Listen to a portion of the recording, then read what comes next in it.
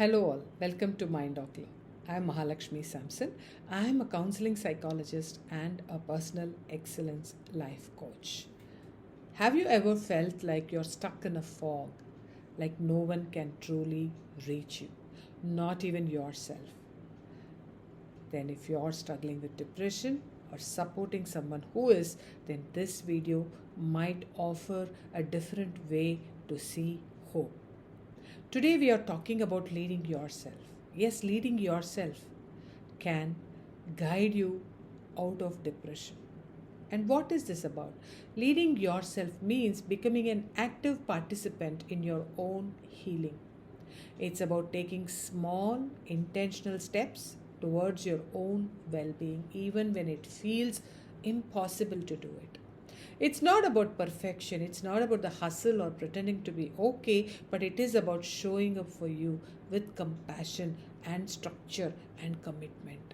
And why it is important for you to know this? Because when you're depressed, it feels like you have lost your sense of control, your sense of power and clarity. You may wait for something outside to fix you, possibly a therapist, a miracle, a better time. And while support is crucial, you are your most constant companion, and it's important to realize this. Knowing that you can lead yourself, even in the tiniest way possible, shifts you from being helpless to hopeful. It means that you're not broken, you're just disconnected from your inner leader. And how do you lead yourself out of depression? Let's break it down into four gentle practices. The first one is build rituals and not routines. Start with one simple ritual that grounds you. It could be about a morning walk. It could be about 5 breaths before coffee. It could be about journaling at least one sentence. And all these things not to fix you but to remind you that I can show up for myself. And the second thing, what you can do about is speak kindly to yourself. Would you talk to a friend the way you talk to yourself when that friend, misses things? That friend feels very low. Your inner leader is compassionate, not cruel or critical.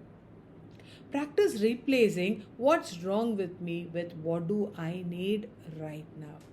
The third one is take micro actions. When you're low, everything feels overwhelming. So, I suggest you to shrink the task. Instead of telling yourself, clean the kitchen, try telling that, put that one plate away. So that, you build momentum, and momentum builds from one right action, right? So instead of seeing that as a whole, see it as one small thing. What is that one small thing that you can do out of that whole task, and build momentum from there. And the fourth one is about name what matters to you. Leadership requires direction. Even in depression, ask, what do I care about? What do I want to be in the tiniest way today for myself? When you ask this question, you are actually awakening the purpose. Even if it is faintly done, it is important to ask this question so that you get that direction. So, when you do all these things, what can this give you? If you look at it, it's about leading yourself. It's about, leading yourself the right way, as well understanding that, when you're leading yourself, it is not going to make your pain vanish overnight, but it gives you something very powerful. And that something is a sense of agency, moments of clarity, a growing relationship with yourself. And eventually, it is about building hope and being hopeful even in the toughest situation. It's not about false positivity, but the kind that's earned when you realize I showed up today even when it was hard. That means everything, right? So it's important, if you feel that if you are in the dark right now, I want you to hear this. You don't have to wait for everything to be okay to begin. And I know that might sound vague. It does, right? But it's important to break it down. You don't have to wait until your mood magically lifts.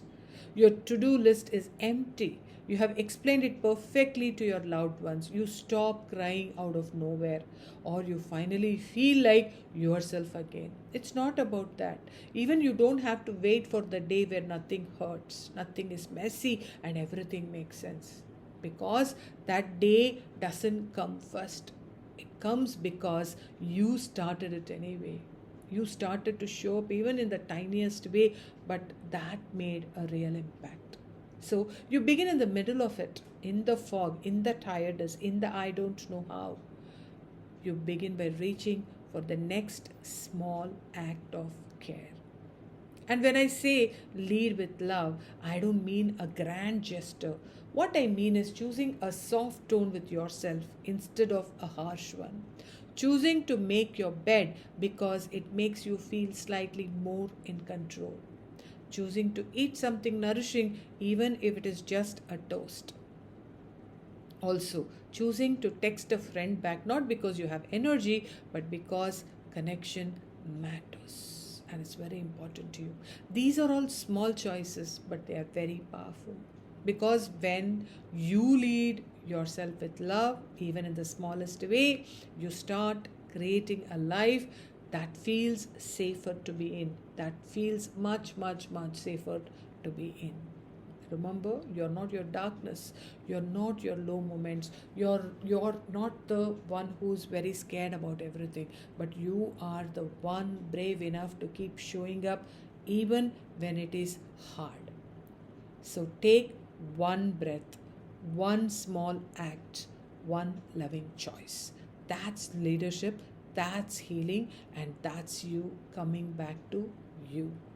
If this message spoke to you, hit the like button, share it with someone who needs a reminder, or just drop a like in the comments, or just make a message or drop a message in the comments to say, I am still trying. Remember that you're not alone, you are doing better than you think that you're doing. All the best to you and keep trying. Consistency is the key. Bye.